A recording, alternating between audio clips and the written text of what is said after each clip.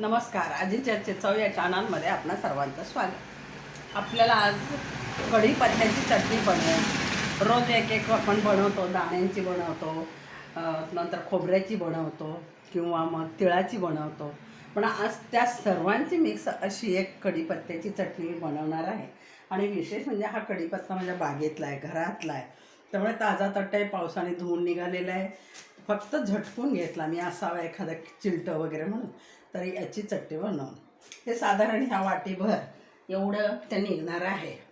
तर ते मी सोलून घेणार आहे. प्रथम काय केलं मी पहा, याच्यामध्ये उडदाची डाळ आहे थोडीशीच घेतली. या चमच्यानं घेतलेली 2 चमचे. ती फक्त खरपूस भाजून घ्यायची मला. मग ती खरपूस भाजून घेणार आहे. गॅस ऑन केला आता, कढई तापलेलीच आहे आणि त्यामुळे तिला फक्त खरपूस भाजून घ्यायची आपल्याला. कशासाठी? एरवी आपण खातोच म्हणायला नाही असं नाही, पण मध्ये जरा तरुणाईला टचटच लागली ना तर छान दिसते बघा. म्हणजे लागते, चवीला पण लागते. आणि ताटाला चटणी हवीच काही झालं तरी. कारण काय असतं आपल्याला माहिती आहे, एखादी भाजी कसर झाली, कमी जास्त तिखट झाली तर मग वरण भाताबरोबर खायला ही चटणी जास्त मदत देते. आणि म्हणून मी काय केलं या चटणीला. आणि कढीपत्ता खूप बागेत आलाय पहा. आता काय करायचं, देते जो मागेल त्यांनाही देते, पण तरीसुद्धा खूप आहे. तर मग आता मी हा भाजलेला खरपूस उडदाची डाळ भाजली, तिला काढून घेतली. त्याच्यानंतर दाणे पहा भाजलेलेच आहेत. 2च चमचे घेतले, थोडेसे अर्धी वाटी. ती पुन्हा एकदा मी गरम करते. आणि या दिवसामध्ये फार कोमट होते ती, म्हणून तिला भाजून घेतली. साधीच मला माहिती आहे. असं उडदाची डाळ घेतली, दाणे घेतले, खोबरं घेतले, तीळ घेतले थोडेसे, 1-1.5 चमचा लाल तिखट घेतले, जिरं घेतले आणि त्यानंतर लसणाच्या 8-10 पाकळ्या आणि या ठिकाणी मी हे घेतलेलं आहे. या चटणीला काही आपण फोडणी देणार नाही, त्यामुळे फक्त गरम केलेले भाजलेले दाणे, तेलात तळली नाही. आता याच्यानंतर तीळ भाजून घेऊया आपण. पहा, तीळ पण याप्रमाणे तेलात अजून काहीही भाजलेलं नाही. तेलात भाजलं कढईला चिकटतं, तेलकट होती, जरा सुट्टी होत नाही. आणि म्हणून पहा, तीळ लगेच भाजायला लागतात. तीळ पण घेताना नेहमी बाजारातले गावरान तीळ मागावे, तशीच असतं, तेल असतं त्याच्यामध्ये.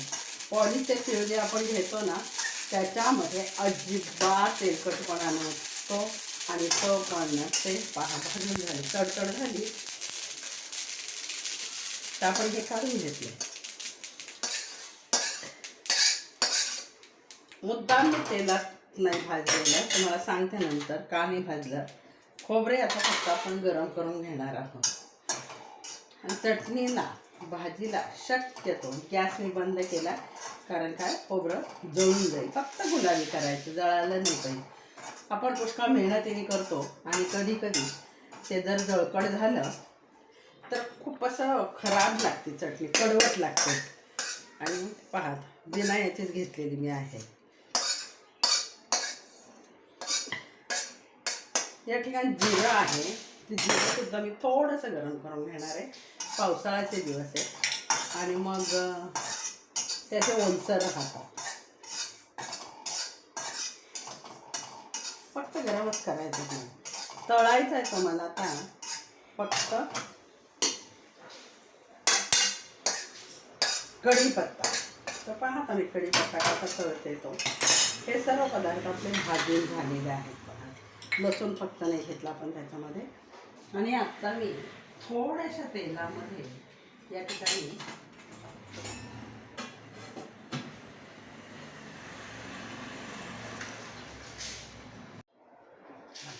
थोडंसं तेल टाकून त्याच्यामध्ये मी आता काय टाकले पहा, मोहरी टाकलेली आहे. आणि आता मात्र पुन्हा तापले तडे होती, पण गॅस ऑन केलेला आहे. ती जरा खरपूस लागते आणि म्हणून मी तिला थोड्याशा याच्यामध्ये तळून घेतलेली.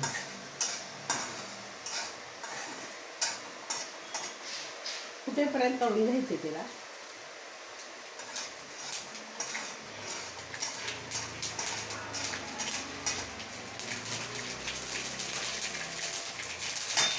फुटली पहा. आता ही मी जिऱ्यामध्ये टाकलेली.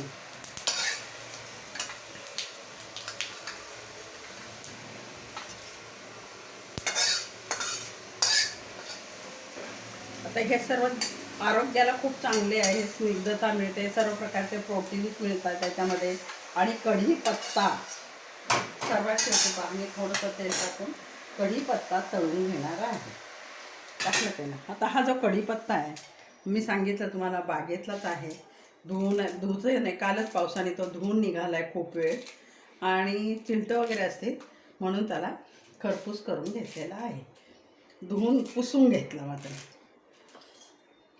आता हा जो आहे कढीपत्ता आपल्याला माहिती, त्वचेला खूप चांगला, त्वचेला तजेलदारपणा देणारा, विशेष म्हणजे डोळ्यांना तेजस्वीपणा येतो याच्यामुळे.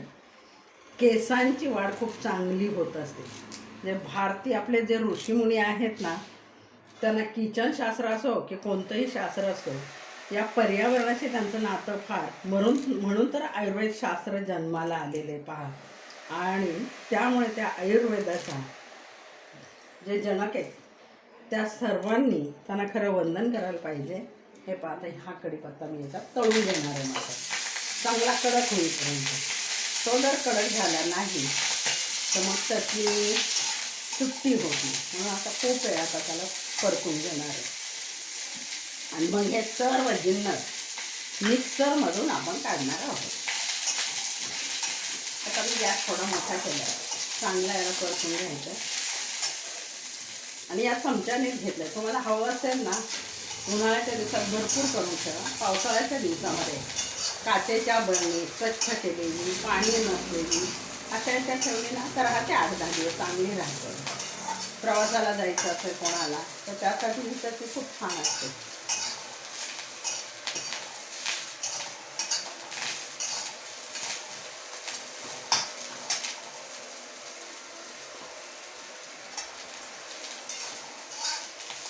कुरकुरीत वाजेपर्यंत त्याला चांगला तळायचा. त्याच्यात जो ओलसरपणा आहे तो गेला पाहिजे चांगला. हे पण मी अगोदर काय केलं, ही उडीद डाळ होती ना, मी याच्यात टाकलेली आणि ती थोडीशी हलकी फिरवून घेणार आहे, जास्त नाही.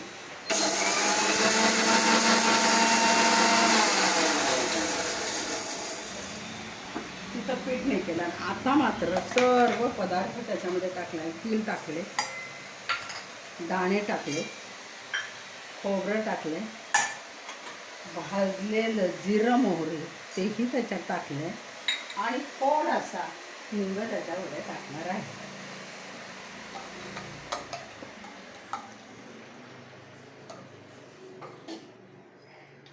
हा कढीपत्ता तोही त्याच्यामध्ये टाकणार आहे. कुरकुरीत आहे पाहायचा. आवाज येतोय तुम्हाला, कुरकुरा आवाज आला त्याचा. आणि असा अगदी कुरकुरा आवाज होईपर्यंत हे सर्व पदार्थ त्याच्यात टाकू.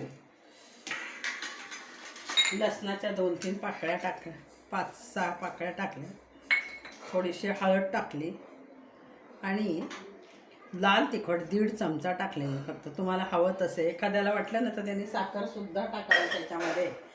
याप्रमाणे हे सर्व. आणि खडं मीठ ते थोडं टाकले चवीनुसार. चव पाहून तुम्ही आणखीन टाकू शकता. आणि आता आपण ही तयार करणार आहोत.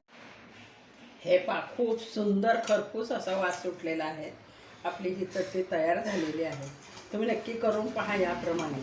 मी सुद्धा मधुराताई आणि सरिताज किचन या दोघींचं पाहिल्यानंतर मी पूर्वी फक्त दाणे लसूण एवढंच टाकायची. आता मात्र यांच्याप्रमाणेच करून पाहिली. आधी करून पाहिली 2 वेळा आणि मग पुन्हा पाहिलं. खरंच खूप चवदार होते. तुम्ही नक्की सर्वांनी करून पहा. लाईक करा, शेअर करा आणि कमेंटद्वारे मला जरूर कळवा की ही कढीपत्ता चटणी कशी लागते.